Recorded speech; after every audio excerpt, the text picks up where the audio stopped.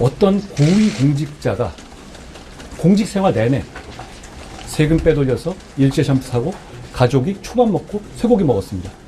그거 탄핵 사유가 됩니까? 이 질문에 답해야 한다고 생각합니다. 저는 그 정도는 된다고 생각합니다. 헌법재판소도 그 정도를 인용할 것 같아요. 2017년 10월 당시 서울중앙지검장인 윤석열 대통령의 업무추진비 카드 사용 명세서입니다. 윤석열 지검장은 10월 12일 강력부, 첨단 1, 2부, 방수부 등과 만찬 간담회를 하고 48만 원을 결제했습니다. 카드 사용 명세서를 몇 장 넘기니 앞의 내역과 똑같은 내용의 명세서가 또 나왔습니다. 같은 만찬 간담회를 하고 이번에는 49만 원을 결제한 기록입니다. 사용 명세서와 영수증 2장을 비교하니 금액만 만 원의 차이가 날 뿐 같은 날 같은 식당은 물론 사용 목적과 회식 참여 부서가 모두 같았습니다. 기획재정부가 발표하고 검찰을 포함해 모든 정부기관이 적용받는 업무추진비 공통지침입니다.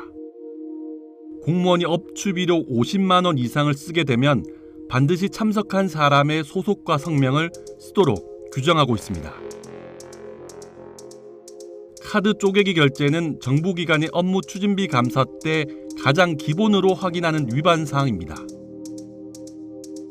2019년 3월 감사원이 법무부의 업무추진비를 감사했을 때도 당시 법무부 법무실이 간담회 명목으로 72만 원을 쓴 뒤 각각 45만 원과 27만 원으로 쪼개 결제하는 수법으로 간담회 참석 면단을 남기지 않는 꼼수가 드러났습니다.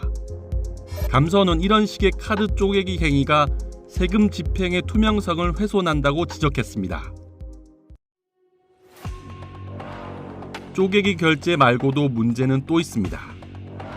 윤석열 지검장이 2017년 48만 원, 49만 원씩 쪼개기 결제한 식당이 경기도 성남시 수정구의 한우집이었다는 점입니다.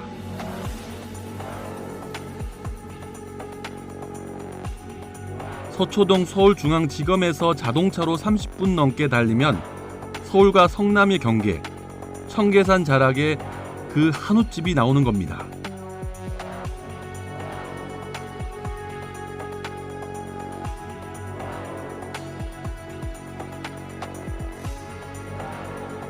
널찍한 테이블 위로 나무가 잘 조경되어 있는 이른바 가든형 고깃집입니다. 국내산 한우 생등심이 500g에 7만 원입니다. 윤석열 대통령이 많이 왔다는 한국집이라는데 보신 적 있어요? 술도 많이 드시고 여기서?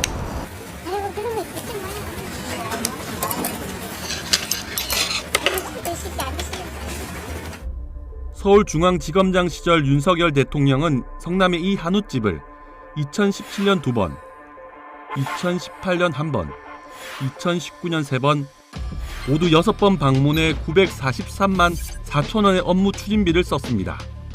한 번 올 때마다 평균 157만 원어치의 고기와 술을 먹었습니다. 2019년 3월 29일에는 3차장 검사, 즉 한동훈 법무부 장관을 비롯한 3차장 소속 부하 검사들을 데리고 업무 추진비 250만 원을 썼습니다. 이렇게 근무지에서 10km 떨어진 식당에서 검사 수십 명과 함께 업무 추진비를 써도 되는 것일까? 근무지와 무관한 곳에서 업무 추진비를 사용할 경우 그 불가피성을 입증하는 출장 명령서 등의 증빙 자료를 제출해야 합니다. 그러나 뉴스타파가 받은 서울중앙지검의 업무 추진비 자료 그 어디에도 성남 한우집에서 업무 추진비를 써야만 하는 이유를 적은 증빙 자료나 후미서는 찾을 수 없었습니다. 업무 추진비 지침 위반 의혹이 제기됩니다. 서울중앙지검장이 사실은 이제 후배 검사들을 격려하더라도 가까운 곳에서 사실 회식을 할 수도 있고 밥 먹을 수도 있다고 생각하는데 굳이 상당히 거리가 떨어져 있는 행정구역도 다르고 거리가 떨어져 있는 특정한 음식점을 반복적으로 여러 번 가면서 고액의 어떤 돈을 썼다면 그거는 뭐랄까 이제 격려를 좀 떠나간 게 아닌가. 업무 추진비를 이렇게 큰 금액으로 쓸 수 있는 건 결국에는 검찰 간부들 고위직들일 수밖에 없는데 비싼 뭐 한우 먹고 다니는구나. 그러니까 다른 부처 공무원들, 다른 기관 공무원들이 봐도 과하다. 국민들이 봐도 당연히 너무 지나치다. 국민 세금으로 이렇게 비싼 음식을 먹고 다녀도 되나? 그간 그 회계 사용처를 제대로 들여다 본 적이 있는지 의문입니다. 공적인 목표가 아닌 사적 이익을 위해 국가 보조금을 취하는 행태가 있다면 이는 묵과할 수 없는 행위입니다. 국민의 혈세가 그들만의 이권 카르텔에 쓰여진다면 국민 여러분께서 이를 알고 용납하지 않으실 것입니다. 국가 재정은 투명하고 원칙 있게 쓰여져야 됩니다.